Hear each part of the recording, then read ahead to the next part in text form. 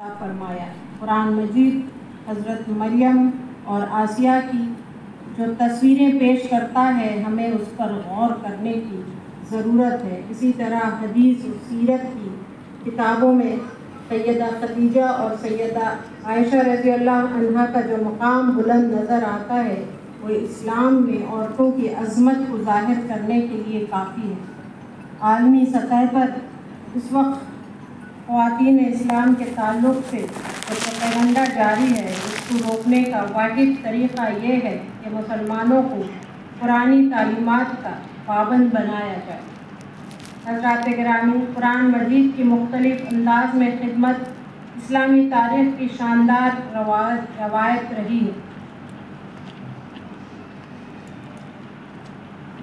اللہ تعالیٰ نے قرآن مجید میں فرمایا ہے کہ اس قرآن کو نازل ہم نے کیا ہے اور اس کی حفاظت ہم کریں گے۔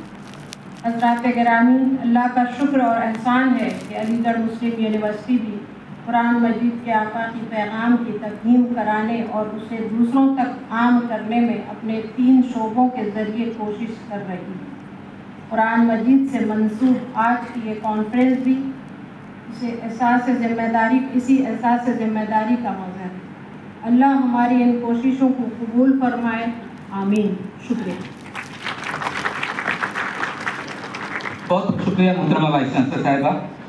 خواتین حضرات، اب آپ کے سامنے 2 لیکچرز جن کے لیے ہم یہاں جمع ہوئے ہیں، ہمیں محترمہ